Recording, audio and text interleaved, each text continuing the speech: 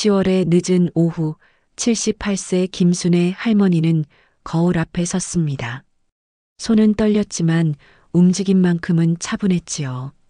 옥색 저고리에 자주색 치마, 남편이 생전에 사준 한복이었습니다. 30년이 지났어도 빛깔은 여전히 선명했습니다.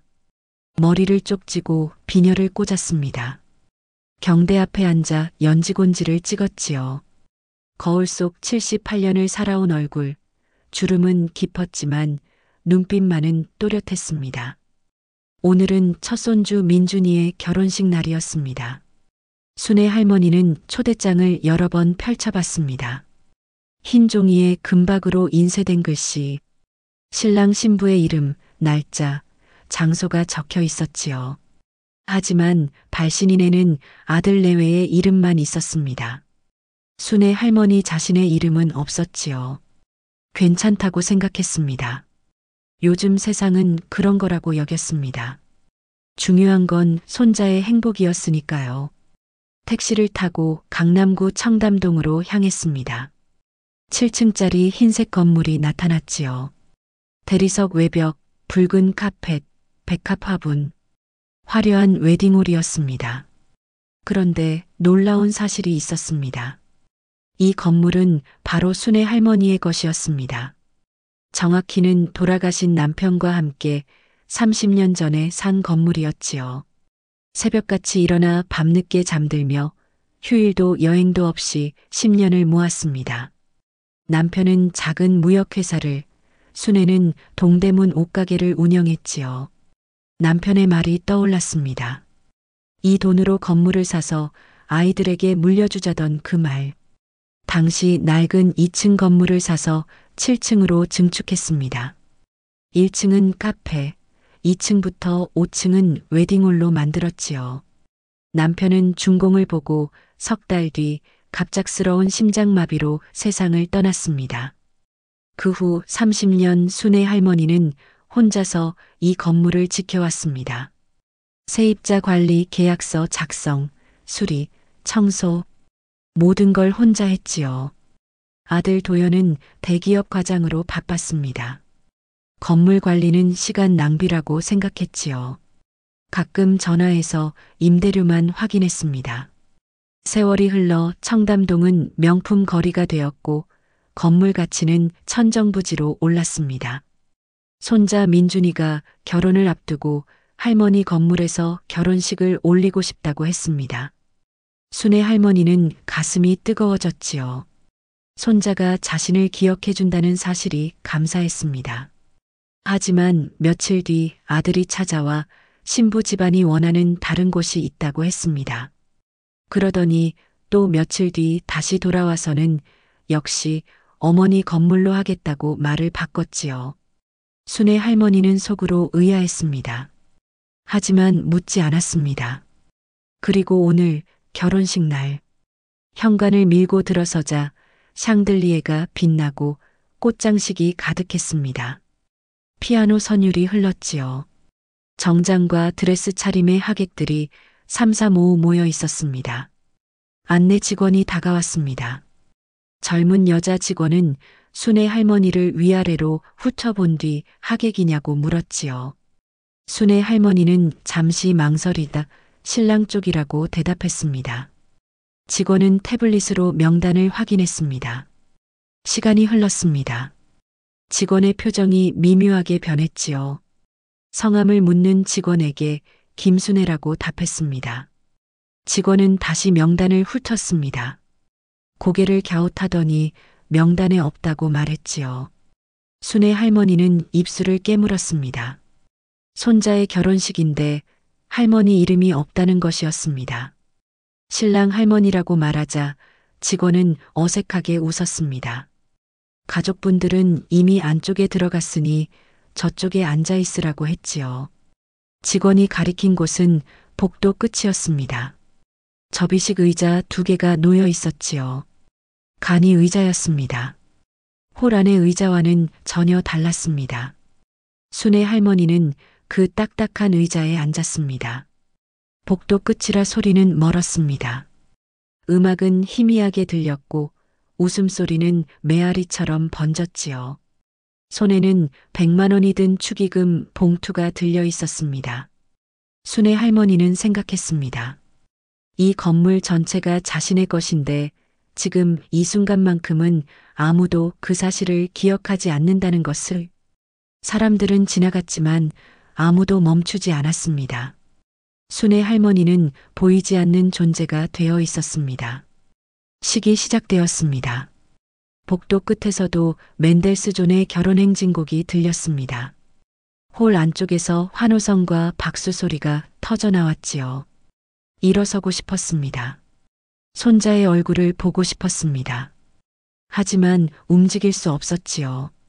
명단에 없다고 또 말할 것 같았습니다. 웨이터가 샴페인을 실은 쟁반을 들고 지나갔습니다. 순애 할머니를 보지도 않았지요. 마치 거기 아무도 없는 것처럼.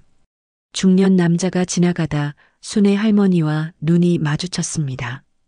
잠깐 멈칫하더니 어색하게 고개만 숙이고 지나갔지요. 말은 없었습니다. 그때 홀 안에서 사회자의 목소리가 들렸습니다.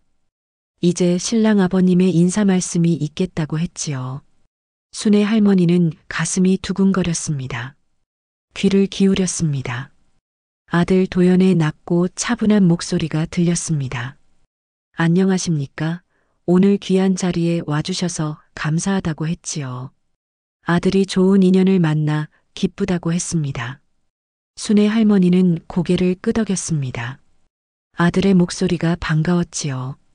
그런데 다음 순간 도연은 오늘 이 자리가 가능했던 것은 전적으로 신부 측 부모님의 도움 덕분이라고 말했습니다. 장인어른 장모님께 진심으로 감사드린다고 했지요. 순애 할머니는 숨이 멎었습니다. 신부 측 부모님의 도움이라니. 이 건물은 순애 할머니의 것이었습니다. 남편과 함께 30년을 지켜온 건물이었지요.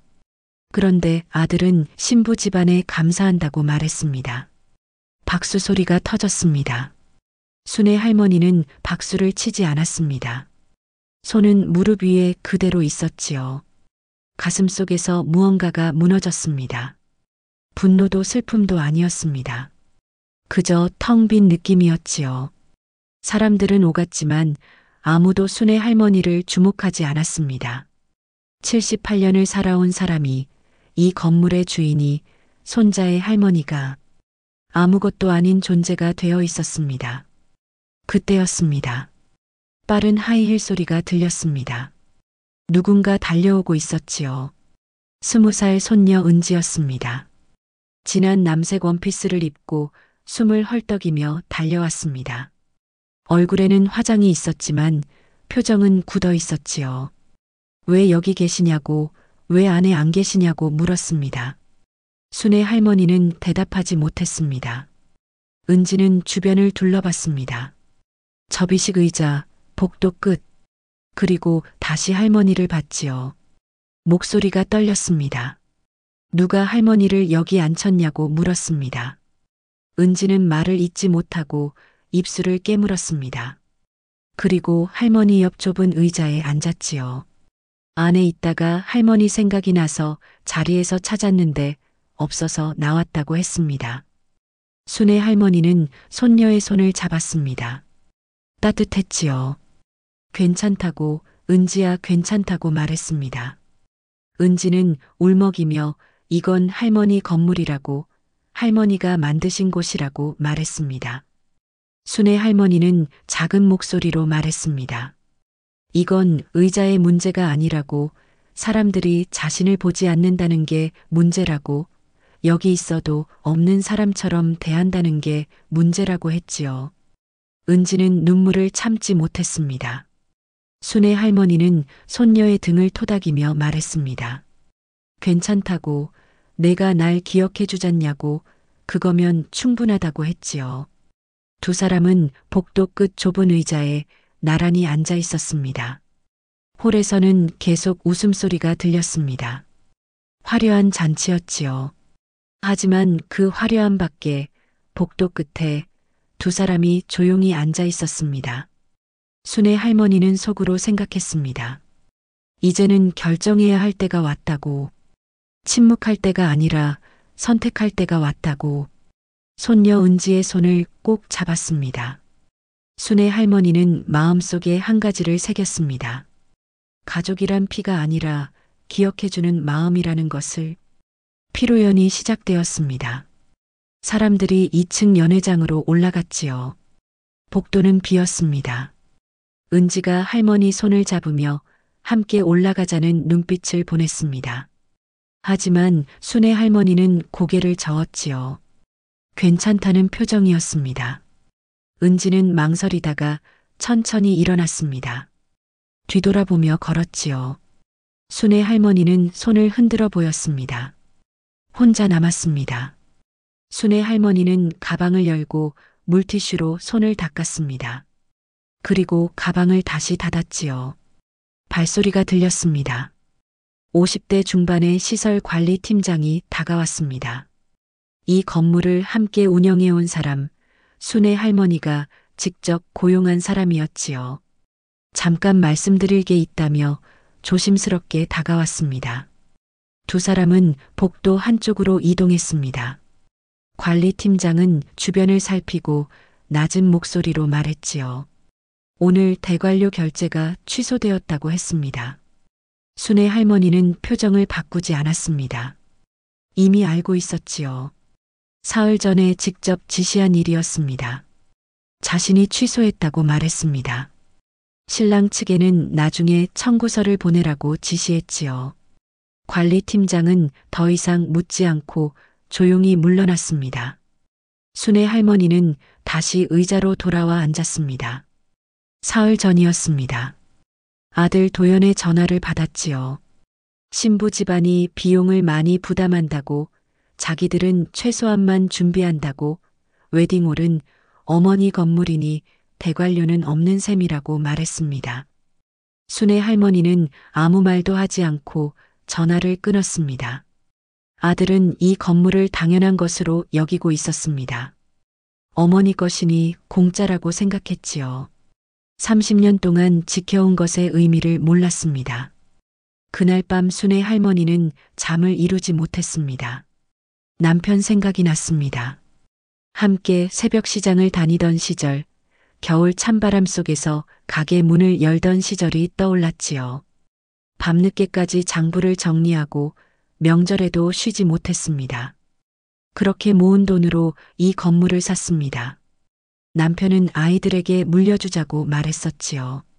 순의 할머니도 그렇게 믿었습니다. 아들이 이 건물을 소중히 여기리라고. 하지만 아들은 관심이 없었습니다.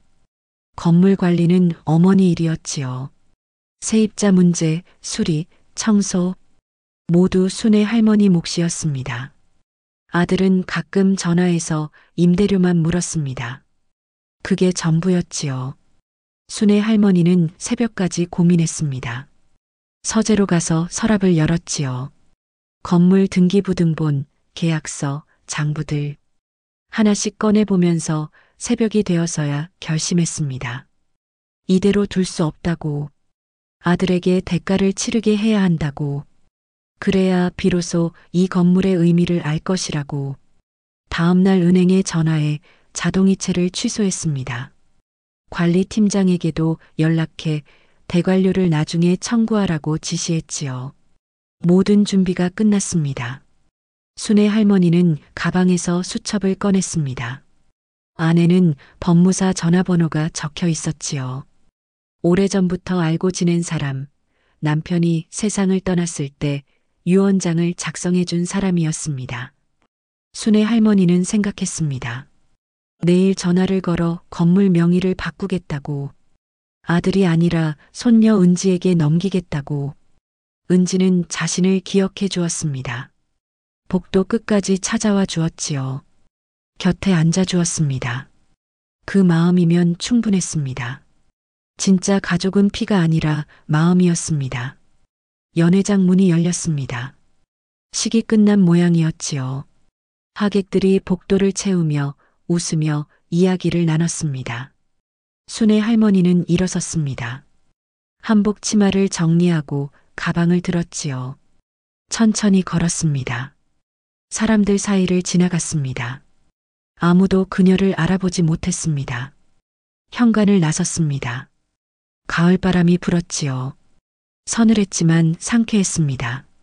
순애 할머니는 깊이 숨을 들이마셨습니다. 택시를 타고 집으로 향했습니다. 차창 밖으로 거리가 지나갔지요. 집에 도착해 소파에 앉았습니다. 한복을 벗지 않은 채 창밖을 바라봤습니다. 해가 기울고 노을이 졌지요. 순애 할머니는 생각했습니다. 내일 아침이 되면 전화를 걸겠다고, 그리고 모든 것을 바로잡겠다고. 다음 날 아침 일찍 순애 할머니는 법무사 사무실로 향했습니다. 단정하게 옷을 차려입고 가방에 서류를 챙겼지요. 법무사는 순애 할머니를 반갑게 맞이했습니다. 오랜만이라며 무슨 일로 왔냐고 물었지요. 순애 할머니는 조용히 서류를 꺼내 책상 위에 올려놓았습니다. 건물 명의를 바꾸고 싶다고 말했지요. 법무사는 아드님께 물려주시려냐고 물었습니다. 순애 할머니는 고개를 저었습니다. 손녀 은지에게 주겠다고 했지요. 법무사는 잠시 당황했습니다. 하지만 곧 고개를 끄덕이며 준비하겠다고 말했습니다. 서류 작업은 일주일이 걸렸습니다. 그 사이 순애 할머니는 은지를 만나지 않았습니다. 전화도 하지 않았지요. 그저 조용히 준비했습니다. 모든 게 끝난 뒤에 말하기로 했습니다. 일주일 뒤 법무사로부터 연락이 왔습니다. 명의 이전이 완료되었다고, 이제 건물은 손녀분 명의라고 했지요. 순애 할머니는 짧게 고맙다고 대답했습니다. 그리고 은지에게 문자를 보냈습니다. 시간 되면 집에 한번 들러라고, 할머니가 할 말이 있다고 했지요. 답장은 금방 왔습니다. 오늘 퇴근하고 바로 가겠다고 했습니다. 그날 저녁 은지가 찾아왔습니다. 걱정스러운 얼굴로 무슨 일이냐고, 괜찮으시냐고 물었지요. 차를 마시며 순애 할머니는 조용히 말했습니다. 은지에게 줄 게 있다고 했지요. 서류 봉투를 꺼내 은지 앞에 놓았습니다. 열어보라고 했습니다. 은지는 조심스럽게 봉투를 열었습니다. 서류를 보는 순간 얼굴이 창백해졌지요. 이게 뭐냐고 물었습니다. 웨딩홀 건물이라고, 이제 내 거라고 순애 할머니는 말했습니다. 은지는 말을 잇지 못했습니다. 손이 떨렸지요. 너무 크다고 자신은 받을 수 없다고 했습니다. 순애 할머니는 손녀의 손을 잡았습니다. 할머니 말을 들어보라고, 이건 내가 받을 자격이 있다고 말했지요. 결혼식 날 너만 할머니를 기억해줬다고, 너만 곁에 앉아줬다고 했습니다. 은지의 눈에 눈물이 고였습니다. 순애 할머니는 계속 말했습니다. 가족이란 건 피가 아니라 마음이라고, 자신을 기억해주는 마음이 진짜 가족이라고 했지요. 은지는 울먹이며 고개를 끄덕였습니다. 정말 감사하다고, 할머니를 실망시키지 않겠다고 말했지요. 순애 할머니는 손녀의 손을 꽉 쥐었습니다. 내가 행복하면 그걸로 충분하다고 말했습니다. 그날 밤 순애 할머니는 홀로 창밖을 바라봤습니다. 밤하늘에는 별이 빛나고 있었지요. 남편이 생전에 좋아하던 별이었습니다. 여보, 잘한 거 맞죠? 순애 할머니는 중얼거렸습니다. 바람이 불었습니다. 마치 대답처럼. 순애 할머니는 처음으로 마음이 편안해졌습니다. 더 이상 망설임도 후회도 없었지요. 일주일이 지났습니다. 아들 도연이 피곤한 얼굴로 거실 소파에 앉았습니다. 순애 할머니는 차를 한 잔 내밀었습니다. 도연은 받아들고 한 모금 마셨지요. 잠시 침묵이 흘렀습니다. 도연의 핸드폰이 울렸습니다. 화면을 보더니 얼굴이 굳었지요. 전화를 받지 않았습니다. 다시 울렸습니다. 또 받지 않았지요. 결국 전화를 받았습니다. 전화기 너머로 목소리가 들렸습니다. 순애 할머니는 듣지 않았지만 도연의 표정으로 모든 걸 짐작할 수 있었지요. 전화를 끊고 도연은 고개를 숙였습니다. 웨딩홀 측에서 연락이 온 것이었습니다. 대관료 결제가 취소되었다는 내용이었지요. 청구서가 다시 발행되었고 신부 집안에서는 이미 항해 전화를 했다고 했습니다. 도연은 순애 할머니를 바라봤습니다. 순애 할머니는 차를 한 모금 마셨습니다. 아무 말도 하지 않았지요. 도연은 떨리는 손으로 핸드폰을 내려놓았습니다. 어머니가 하신 거냐고 물었지요. 순애 할머니는 천천히 고개를 끄덕였습니다. 도연의 얼굴이 하얗게 질렸습니다. 말을 잇지 못했지요. 순애 할머니는 찻잔을 내려놓고 조용히 말했습니다. 내 건물에서 내 결혼식을 올렸으니 내가 내야 한다고 했지요. 도연은 입을 열었다가 다시 닫았습니다. 말문이 막혔지요. 하지만 어머니, 신부 측에서 비용을 많이 부담했다고 자기들은 최소한만. 순애 할머니는 손을 들어 말을 막았습니다. 내가 그렇게 생각했다면 그건 내 착각이야. 이 건물은 공짜가 아니거든. 도연은 고개를 숙였습니다.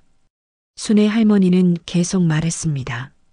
30년 동안 혼자서 이 건물을 지켰다고 새벽에 일어나 청소하고 세입자들 관리하고 수리하고 모두 혼자 했다고 말했지요. 도연은 아무 말도 하지 못했습니다. 너는 한 번도 도와준 적이 없어. 전화로 임대료만 물어봤지. 그게 다였어. 순애 할머니의 목소리는 차갑지 않았습니다.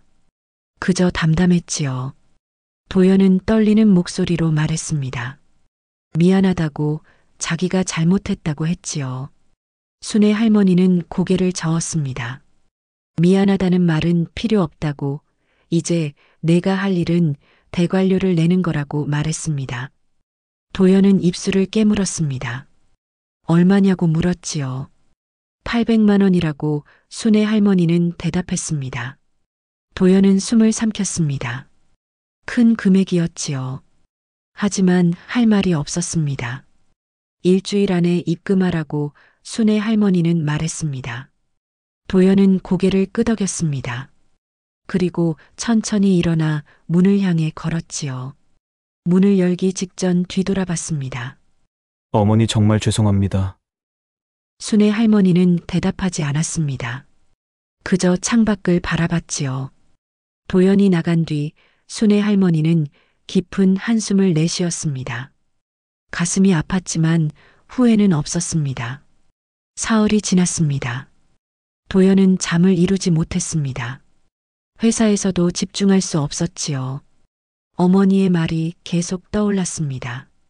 30년 동안 혼자서 건물을 지켰다는 말, 한 번도 도와준 적이 없다는 말. 사실이었습니다. 도연은 건물을 당연한 것으로 여겼습니다. 어머니가 관리하는 것도 당연하다고 생각했지요. 자신은 바쁘니까, 대기업 과장이니까. 하지만 그건 핑계였습니다. 사무실 책상에 앉아 도연은 생각했습니다. 어머니가 얼마나 외로웠을까. 혼자서 모든 걸 감당하며 얼마나 힘들었을까. 결혼식 날도 떠올랐습니다. 어머니를 본 기억이 희미했습니다. 잠깐 인사만 나누고 신부 쪽 손님들에게 신경 쓰느라 정신없었지요. 어머니가 어디 앉아 계셨는지도 몰랐습니다. 복도 끝이었다는 걸 나중에 은지에게서 들었습니다. 접이식 의자에 혼자 앉아 계셨다고. 도연은 머리를 감싸쥐었습니다. 아버지가 살아계셨다면 뭐라고 했을까? 실망하셨을까? 그날 저녁 도연은 아내에게 말했습니다. 잘못했다고, 어머니께 너무 무심했다고 했지요. 아내는 조용히 들었습니다. 그리고 말했습니다. 늦지 않았다고, 지금이라도 제대로 하면 된다고 했지요. 도연은 고개를 끄덕였습니다. 다음 날 도연은 은행으로 향했습니다. 800만 원을 인출해 어머니 계좌로 송금했습니다. 그리고 문자를 보냈지요. 어머니, 입금했습니다. 정말 죄송합니다. 하지만 답장은 오지 않았습니다. 도연은 며칠을 기다렸습니다. 여전히 답장이 없었지요. 결국 직접 찾아가기로 했습니다. 주말 오후 도연은 어머니 집 앞에 섰습니다. 초인종을 눌렀지요. 잠시 후 문이 열렸습니다. 순애 할머니는 도연을 보고 표정을 바꾸지 않았습니다. 그저 안으로 들어오라고 했지요. 거실에 앉았습니다. 침묵이 흘렀습니다. 도연은 입을 열었습니다. 어머니, 돈 입금했습니다. 확인하셨죠? 순애 할머니는 고개를 끄덕였습니다. 도연은 계속 말했습니다. 그동안 정말 죄송했다고, 자기가 너무 이기적이었다고 했지요. 순애 할머니는 차를 마시며 조용히 들었습니다. 도연은 떨리는 목소리로 말을 이었습니다. 어머니가 30년 동안 얼마나 힘드셨을지 이제야 알 것 같습니다. 늦었지만 이제라도 제가 돕고 싶습니다. 순애 할머니는 찻잔을 내려놓았습니다. 그리고 조용히 말했습니다. 도연아, 내 마음은 고맙다. 하지만 순애 할머니는 잠시 말을 멈췄습니다. 이미 늦었어. 도연은 얼굴이 창백해졌습니다. 무슨 뜻이냐고 물었지요. 순애 할머니는 서류 봉투를 꺼내 도연 앞에 놓았습니다. 열어보라고 했습니다. 도연은 떨리는 손으로 봉투를 열었습니다. 서류를 꺼내보는 순간 숨이 멎었지요. 건물명의 이전 서류였습니다. 새 소유주는 은지였습니다. 순애 할머니는 담담하게 말했습니다. 건물은 이제 은지 거야. 일주일 전에 명의를 바꿨어. 도연은 말을 잇지 못했습니다. 순애 할머니는 창밖을 바라보며 대답했습니다. 결혼식 날 은지만 날 찾아왔거든. 복도 끝까지 와서 내 옆에 앉아줬어. 그 마음이 고마웠어. 도연은 고개를 떨구었습니다. 순애 할머니는 계속 말했습니다. 가족은 피가 아니라 마음이야. 날 기억해주는 마음, 날 소중히 여기는 마음. 그게 진짜 가족이지. 도연의 눈에 눈물이 고였습니다. 어머니, 제가 정말 잘못했습니다. 순애 할머니는 아들의 어깨에 손을 얹었습니다. 도연은 고개를 숙인 채 울었습니다. 순애 할머니는 조용히 말했습니다. 이제라도 은지를 잘 챙겨줘. 그 애가 건물을 잘 관리할 수 있게 도와주고. 도연은 고개를 끄덕였습니다. 두 사람은 한동안 말없이 앉아 있었습니다. 창밖으로 해가 지고 있었지요. 한 달이 지났습니다. 은지는 건물관리 사무실에 앉아 있었습니다. 책상 위에는 계약서와 장부가 놓여 있었지요. 관리팀장이 들어와 이번 달 보고서를 건넸습니다. 은지는 꼼꼼히 확인했습니다. 처음에는 막막했습니다. 하지만 할머니가 남긴 노트를 보며 하나씩 배워갔지요. 매주 금요일 저녁에는 할머니를 찾아갔습니다. 함께 저녁을 먹으며 건물 이야기를 나눴습니다. 순애 할머니는 은지의 말을 들으며 고개를 끄덕였지요. 때로는 조언을 해주고 때로는 그저 들어주었습니다. 2개월 후 웨딩홀에서 행사가 열렸습니다. 은지가 직접 기획한 행사였지요. 지역 어르신들을 초대해 무료로 홀을 개방했습니다. 피아노 연주회와 다과회가 열렸습니다.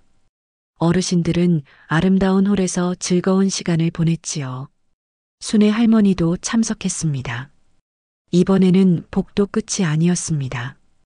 홀 중앙 가장 좋은 자리에 앉았지요. 피아노 선율이 흘렀습니다. 순애 할머니는 눈을 감고 음악을 들었지요. 가슴이 따뜻했습니다. 이제는 더 이상 보이지 않는 사람이 아니었습니다. 자신의 자리를 찾았습니다. 그리고 진짜 가족이 누구인지도 알게 되었지요. 순애 할머니는 창밖을 바라봤습니다. 가을 하늘이 맑았습니다. 여러분은 가족에게 소중히 대접받고 계신가요? 혹시 비슷한 경험이 있으시다면 댓글로 나눠주세요. 여러분의 이야기가 누군가에게 위로가 될 수 있습니다.